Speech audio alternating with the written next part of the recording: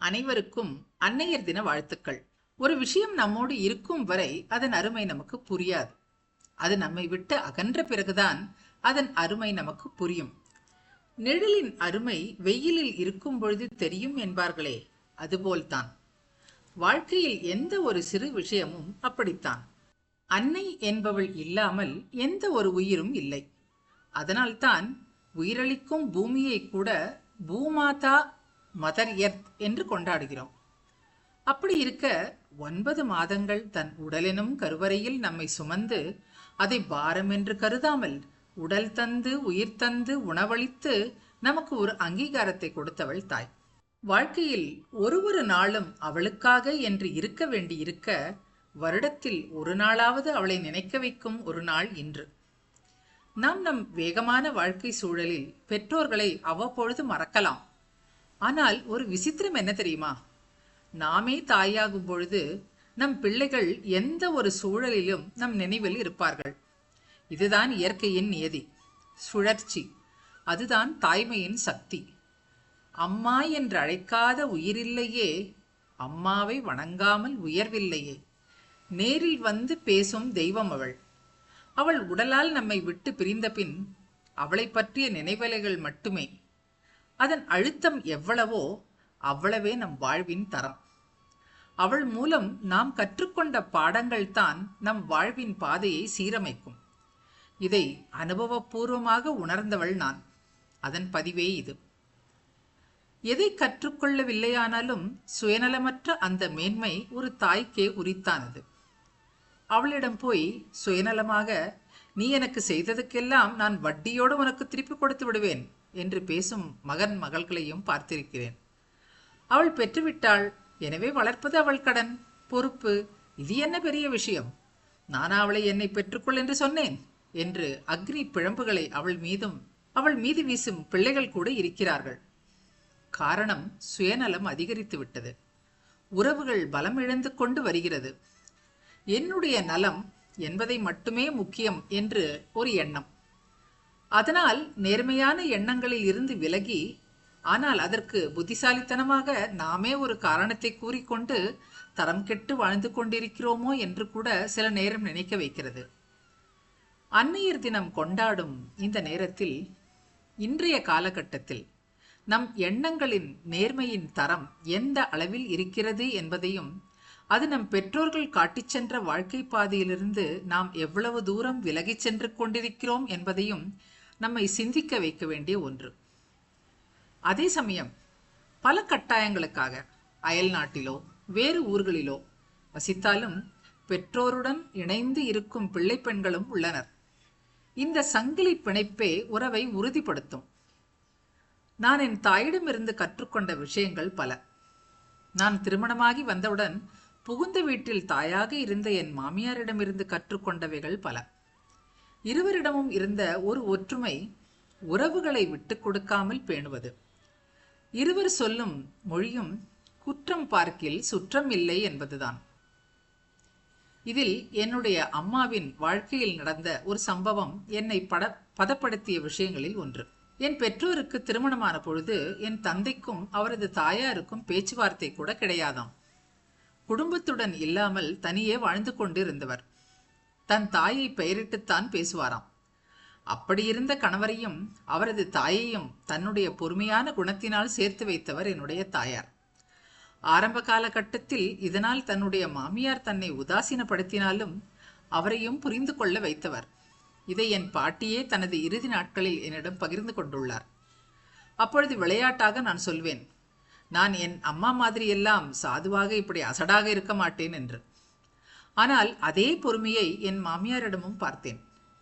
பிள்ளைகள் படிப்பு முடியும் முன்னரே கணவனை இழந்த நிலையிலும் பெரிய குடும்ப பொறுப்பை தாங்கிக் கொண்டு குடும்பத்தில் பிள்ளை, பெண்கள், உறவுகள் என்னும் மணிகள் அருந்து சிதறாமல் கவனத்துடன் இருந்த அவரது குணமும் எனக்குள் தாக்கத்தை ஏற்படுத்தியது.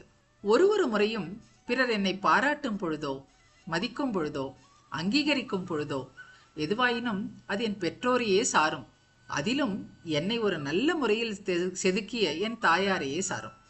சில வாரங்களுக்கு முன் ஒரு குடும்ப நிகழ்ச்சிக்கு சென்றிருந்த பொழுது உறவினர் ஒருவர் வந்து, நீ அப்படியே செயலிலும் குணத்திலும் உன் அம்மாவைப் போலவே இருக்கின்றாய், சந்தோஷமாக இருக்கிறது என்ற பொழுது மனதிற்குள் ஒரு பரவசம். இதயபூர்வமாக அவருக்கு என் நன்றியை செலுத்தினேன். அன்னையர் தினமான இன்று என்னுடைய தாயாருக்காக நான் பல வருடங்களுக்கு முன் எழுதிய ஒரு ஆத்மாஞ்சலியை மிகவும் ஆசையுடன் அன்புடனும் உங்களுடன் பகிர்ந்து கொள்வதில் விருப்பப்படுகிறேன், மகிழ்ச்சி அடைகிறேன். ஈன்ற பொழுதினும் பெரிது வந்து ஈன்றெடுத்தாய் உன் தலைமகளாய், ஈன்ற பொழுதினும் பெரிது வந்து ஈன்றெடுத்தாய் உன் தலைமகளாய், பெயராலும் வரித்தாய் உன் திருமகளாய், கல்வியால் உயர்த்தினாய் கலைமகளாய், சத்தியத்தால் நிமிர்த்தினாய் உன் வீரமகளாய், என் தாயே எனது இதய வந்தனம்.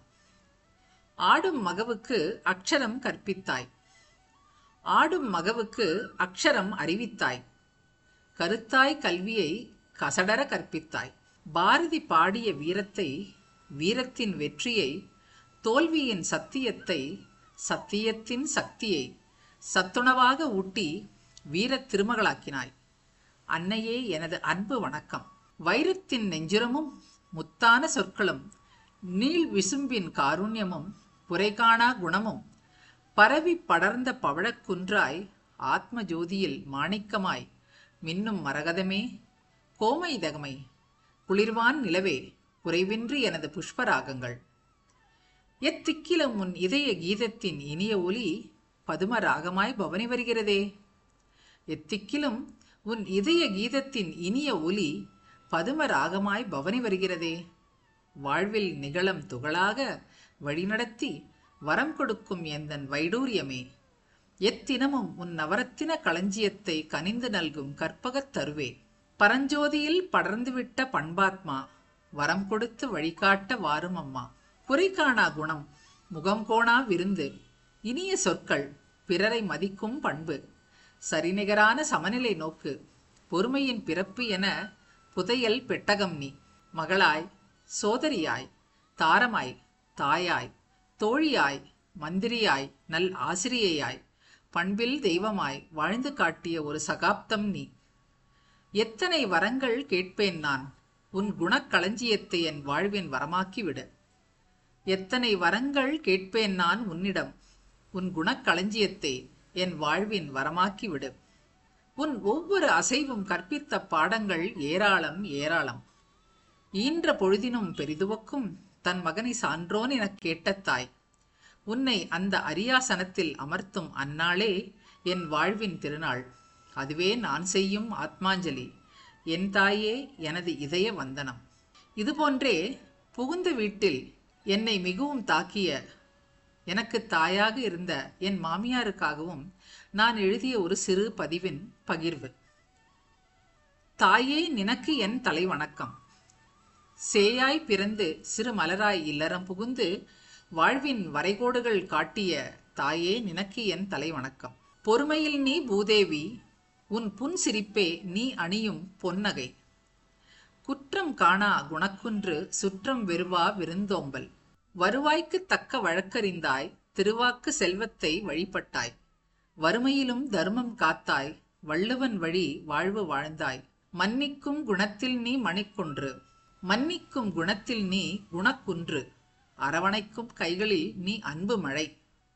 சுற்றத்தாருக்கெல்லாம் நீ தன்னுறவு, மாமணியே நீ மறுக்கொழுந்து.